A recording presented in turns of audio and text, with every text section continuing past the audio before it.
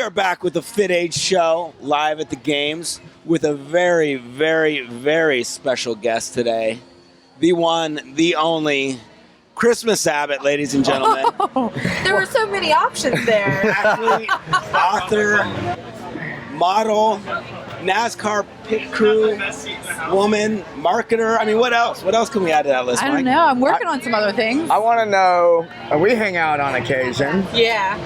and I haven't seen you in it's been over 6 months, which is unusual for us. So I sad. know. Can you catch us up on what you've been up to the last 6 months? 'Cause Okay. I know you've been making progress. So I've been traveling like a maniac this year. I have a problem with work. I can't stop.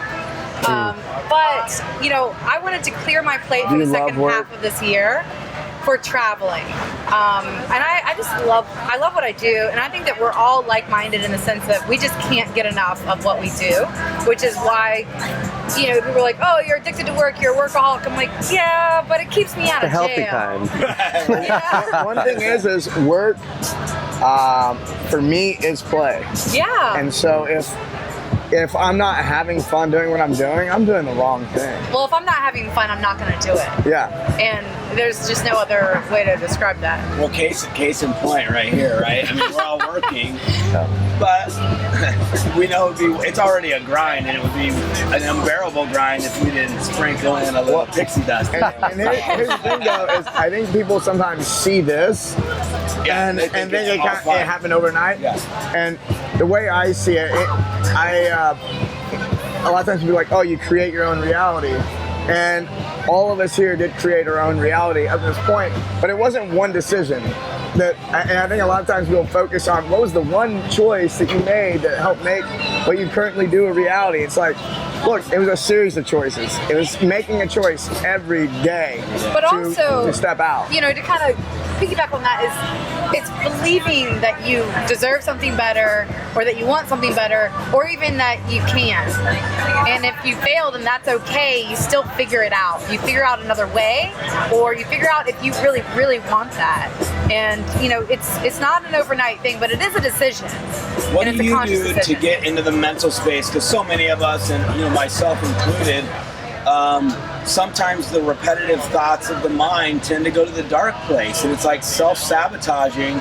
And for me, if my mind starts to go that way, I have to be conscious and go, aha, that's kind of funny. I'm doing that again, and just recognize it. A lot of people have difficulty breaking that cycle, or they start to get a little success and they sabotage themselves. How do you guys kind of, deal with any negative head talk? There's a lot of pressure under success. To think, oh, things become easier. It doesn't. It gets harder and harder. I think Madonna said it best where she said that she was looking for the easy way out going into entertainment, and it ended up being the hardest work ever. But I don't know, if I'm getting into a rut where I'm not really motivated or I'm kind of like, what are you doing? You're going to be a fraud or something like that. I start looking at people's stories. I start looking at where I started from. I kind of reflect on my progress to get to where I am, especially if I'm starting to doubt my ability. I look at how far I've come and I'm like, you did this. You have a great team, but you made the decisions. You put everything in place to be able to be successful and to come to where I am now. I think Jessica the other night said it best. She said, you know that you are living success when you are completely present. Meaning you're not dwelling on what's happened in the past and shit you can't fix or change anyway. Yep. You're not focused on what will be, but you're just in the moment. And I guess that's what we're all really looking for. I think people get a little confused with that too, as well as so. It's okay to deal and process with things from the past from an objective perspective. I'm not associating with that with who I am, and it's good to plan for the future. And when you're planning for the future, being present while planning for the future is being objective and not being subjective to the experience that you're wanting to have.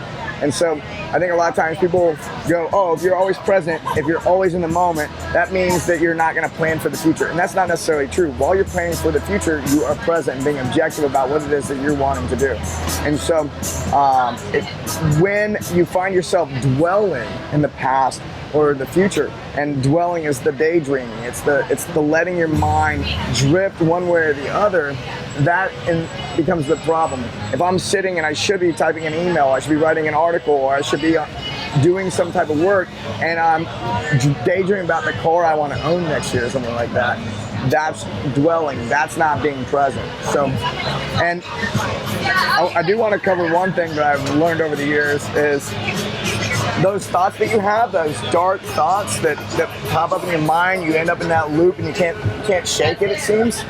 Those actually all start as feelings. So most people think, oh, you have a thought and then it causes a feeling. It is the other way around. This is the intuition that people can learn to tap into. And that is when you have that repetitive dark thought that comes up and it starts you in a loop, what I want you to do is identify how your body feels in that moment. Find the most uncomfortable part of your body and get to where you can point at it and see how that part feels. What happens is our bodies are actually doing making a lot of the decisions, and then we justify it later up here, right? So we can learn how to listen to why a fear is coming up and why we might not be doing something, or it's the feeling that causes this negative thought loop. And what you may find is if you end up in one of those dark spots and that negative thought loops, like I used to get in a lot, is when I would actually not have one negative thought. I would have one negative thought, and then a second one would piggyback it, and then a third one. And the next thing I know, I feel like my whole world is crumbling down around me. Yeah, once you open the door, the door they just start pouring, right? Yeah, so once I learned how to identify, oh, there's a feeling, breathe into it, and learn to relax during those moments of discomfort, I found that it became very much easier to focus the mind and not get drawn into those dark areas. And I think that's a practice thing too. I mean, just like how you were saying, like reflection and acknowledging your the progress that you have made, right? We just did a Barbell business show about the reverse gap exercise. That's like something you have to practice doing that so that you get stronger at it and you can start to really identify and recognize the feelings as they start to come on and immediately take control, rather than letting it kind of manifest and then, like you said, then it just starts to kind of pour, one goes into the next. And then those thoughts become an action or a word, and that impacts some outside of you, and then what was that negativity in you just came out. Well, here's the thing. Well, as every time, I believe that every time that you actually follow through on the thought, you're acknowledging it and giving it power.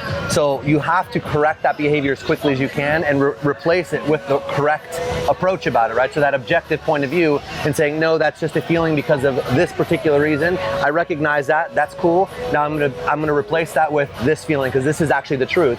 And it's a practice to get into so that you catch yourself in these loops, because we all have our ups and downs, right? Yeah. But what we want to have is not this, and I'd rather have it be more steady, right? But this is what I'm working on for my second book, is that you are becoming aware of the benefit, whether it's positive or negative, to your habit. Mm-hmm. And so there's a lot of unknown habits, but we still get a response. We still get a reward or a negative reward from it. Right. And as soon as you're able to see what that trigger is, then you can change your blueprint for your actions to create new triggers that are going to be more in line with what you want to do and how you want to be and how present you can become if you are acknowledged and aware of it. But you can't become aware of it until you start getting past that surface level and really kind of taking some time and spending time with you, meditating, breathing, not being stressed to the nines every time, and taking some time out, slowing it down. Speaking of meditation, breathing, slowing things down, a lot of successful people kind of have, I guess for lack of a better word, like a morning ritual that they go through. How do you start a typical day? Do you incorporate meditation or anything like that into your morning ritual? And maybe we can talk about that. Yeah, I do a shorter meditation in the morning than I do in the evening. It's a twofold part for my morning. Before I wake up, I guess maybe it's a 3. Before I wake up, I turn my alarm off. If I use my alarm, I sit there and I think about what my intention for that day is, and I usually will I acknowledge it the night before, so I can wake up with it, knowing it immediately. When I brush my teeth, I'm super hyper aware of how I'm brushing, how it feels on my gums, the strokes of the brush, the timing. I set a 2-minute timer minimum for that, and I'm hyper aware and super present during those 2 minutes. And then, the morning, I just kind of give my thanks. I list the things that I'm grateful for at that point. And then I know it sounds like a lot, but it's actually very quick. And in the evening, that's when I do more of the guided meditation with an app, and I decompress before sleep, so I can go into my sleep being rested and having completed my day. Yep. It's amazing, like, there's really no excuse to have some type of morning ritual, right? Like, I don't think I know a successful We come up with a person bunch in of my excuses eyes that doesn't have some type of a morning ritual. Yeah, we can come up with excuses, but it doesn't cost us anything. It's usually stuff we can do during the time that we got to dedicate to brushing our teeth anyway, right? I mean, it's like, for me, if I don't start my day off with my typical ritual, which incorporates some stuff I learned from you guys, like Wim Hof breathing and cold plunges and 5-minute journaling and visualization, and it's just like part of that routine. If I'm going to have a successful day, it's based on a formula that I know works for me and my body and my mindset. It's not for everybody, but there's certain core fundamentals that usually people kind of hit on. Exercise being one of those too, right? It's like we're all kind of in the fitness industry.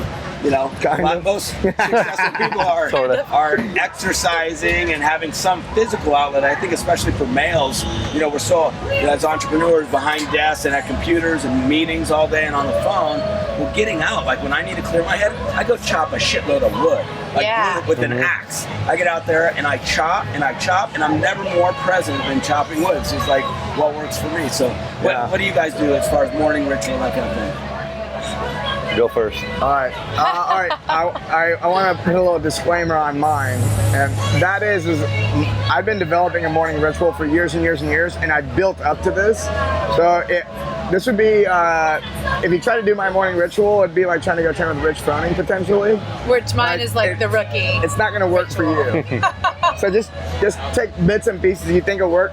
So my first piece of advice on that is if you don't have a morning ritual, make your first step to make it 10 minutes.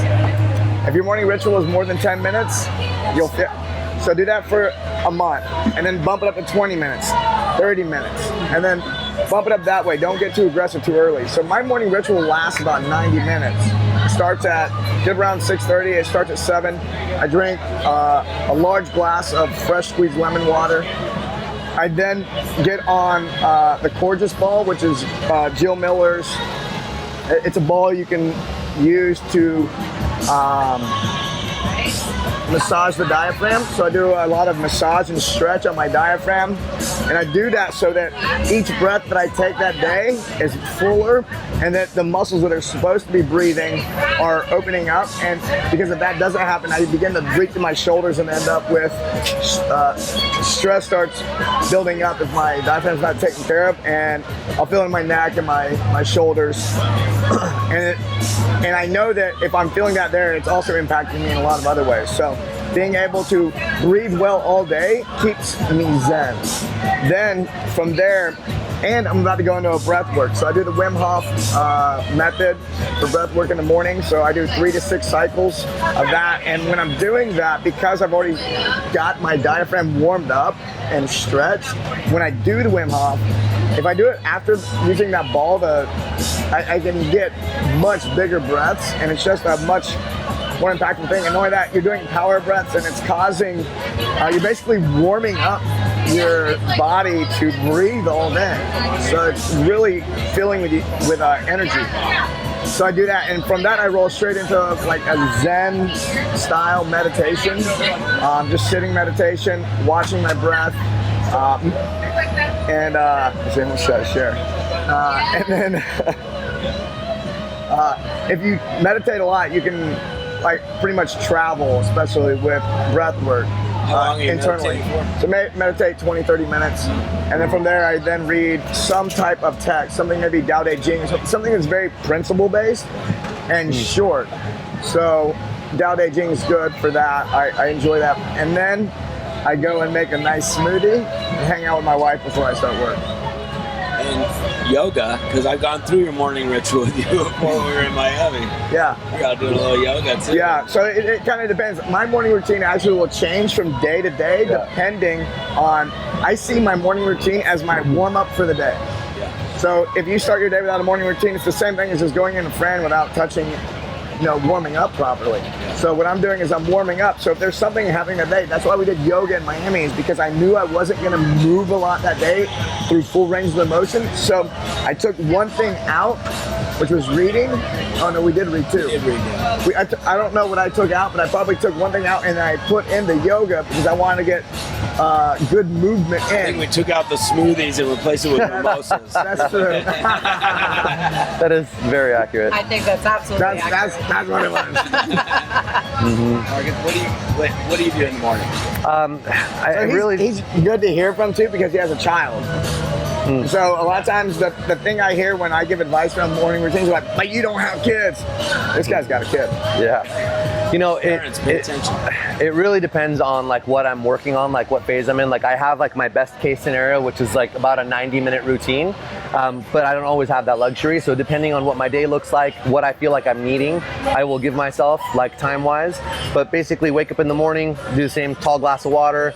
I will sit down and I will meditate. I will actually open up my kind of routine with a little bit of meditation. I'll spend about 15-20 minutes just to kind of like get myself centered and to get my breathing going. Sometimes I'll do the breathing exercise as well. If so, I would do that prior to the meditation. And then I'll either go do a lap in my neighborhood just to kind of get my body moving, get some fresh air in my system as well. And then I'll come back and I will sit and I will read something that I'll pick a focus quarterly on what I need to work on right now to become a better, father, businessman, whatever it may be. So I'm learning something new, and then after I finish reading, I will take 30 minutes and basically regurgitate everything that I've learned up on the whiteboard and try to be able to explain it. Like I need to be able to teach it right afterwards. So I like that. I like that a lot. Yeah. I like that quarterly focus. Mm-hmm. Yeah. It's interesting, it's like we all have like these rituals, and it's about intent. You gotta set the right intention.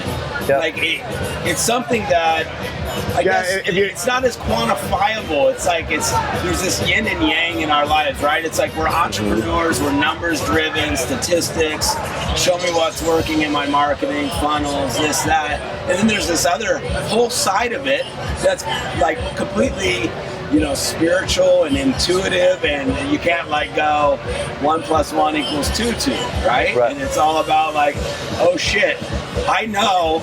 It used to trip me out when I was a chiro for about, I was a chiropractor for 10 years.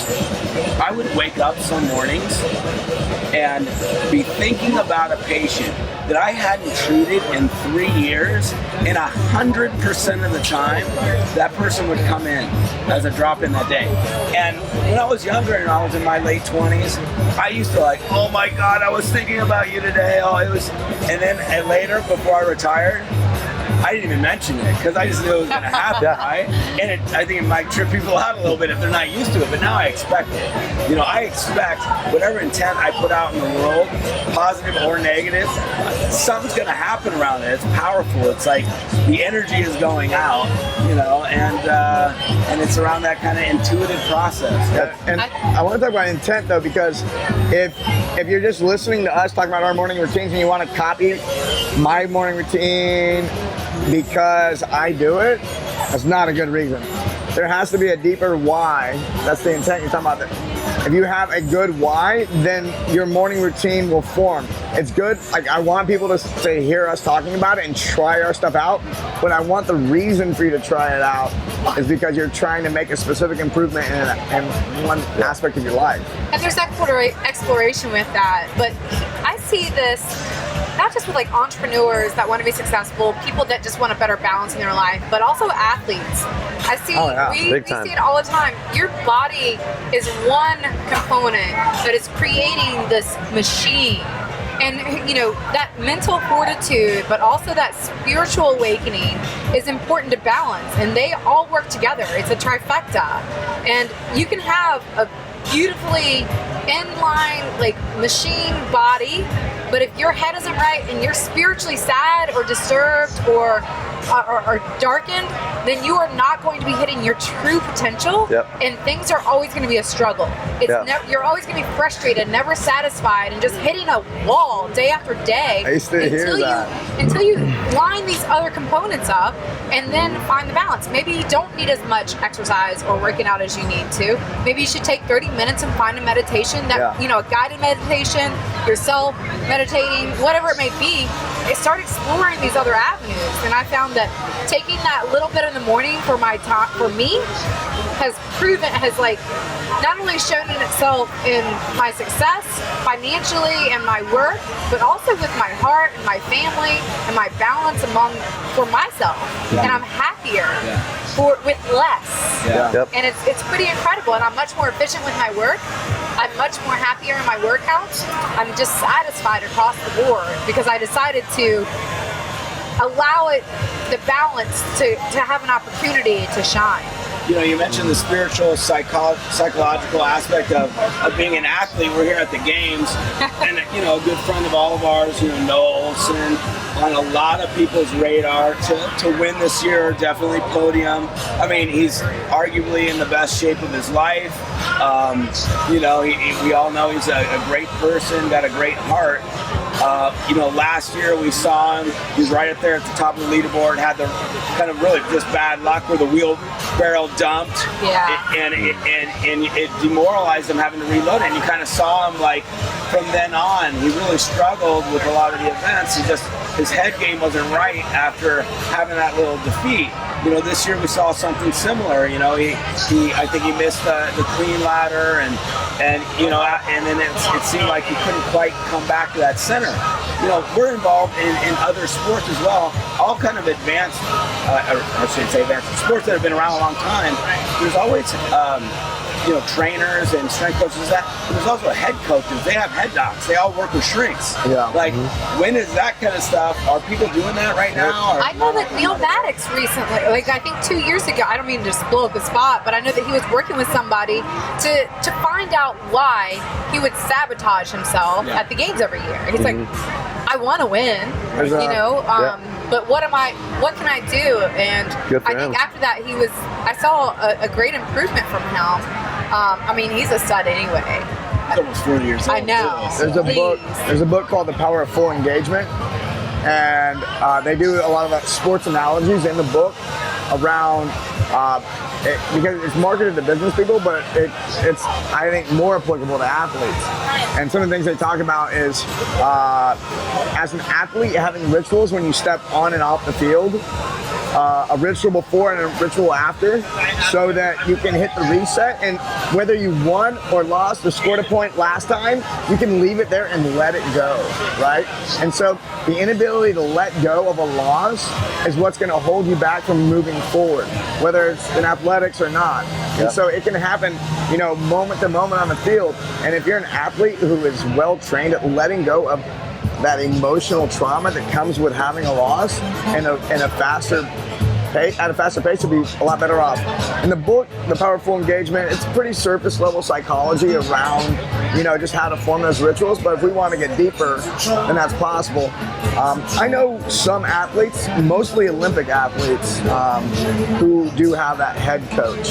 And I do recognize that a lot of times the coaches that are being chosen by these Olympic athletes to work with, you know, for their 4-year cycle, they're not choosing coaches because they know how to teach movement the best or they have the best program. It's because they know how to communicate with that person and help them get to the root cause of why they are or are not reaching their goals. Anything to add? Nope. It's good stuff, man. It's getting deep here. Wow, beautiful, man. Yeah. On the FitAID show. Good stuff. Good stuff. And I mean, you don't have to dive into it crazy deep if you haven't touched it yet. There's a couple really cool apps out there that kind of start literally holding your hand through the process. There's two that I like are Breathe and Headspace. And basically it really does. It's a guided meditation that teaches you how to meditate so you can figure out how to do it by yourself alone wherever you go.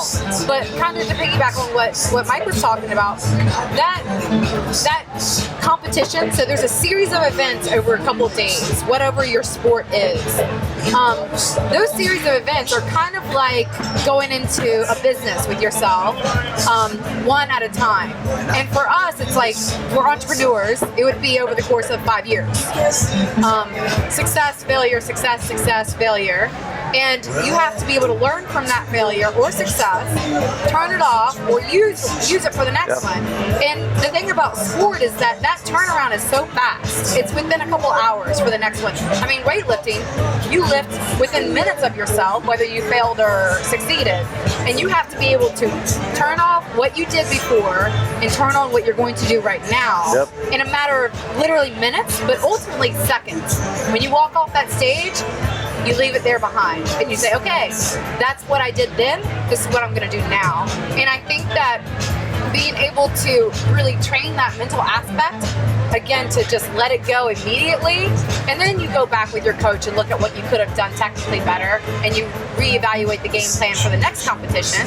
But competition, it's very fast mental cycle of getting over it. My coach in NASCAR told me, everyone can appreciate golfers, for PGA pros. If you ever tried to golf, like pack a shot, you got to be right back in it. Hit a new one. Crazy. My NASCAR coach told me, because we're talking about 1/10 of a second, he goes, if you fail quickly.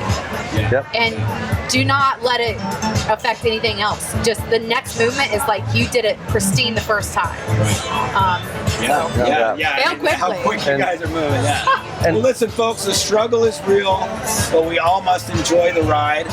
Christmas Abbott, where do we find more about you? I mean, we know I'm difficult to stop. Just type Christmas into Google and she's the first thing that comes up. Cool thing is that I send out a newsletter every week, and it has a lot of this stuff, like that mental game, like just short little tidbits of how to pull your mental game together a little bit more. Awesome. How do we find more about what you two studs are up to? Check out barbellshrugged.com, barbellbusiness.com. You know, check it out. If you're a box owner, professional box owner, barbellbusiness.com for sure. Barbellbusiness.com. Thank you so much, all of you. We're having a great time here at the games, and big party tonight. Yes, sir. The official games after party brought to you by FitAID, Caffeine and Fit Kilos, Fit Life, and Gators is helping us out, and Mizzen in Maine. Really cool clothing company. I was actually sporting one of their pretty green shirts last night. Let's talk about them this morning. Love it. Yeah, they'll be there. Kevin, good. I can dig. So, peace. Cool.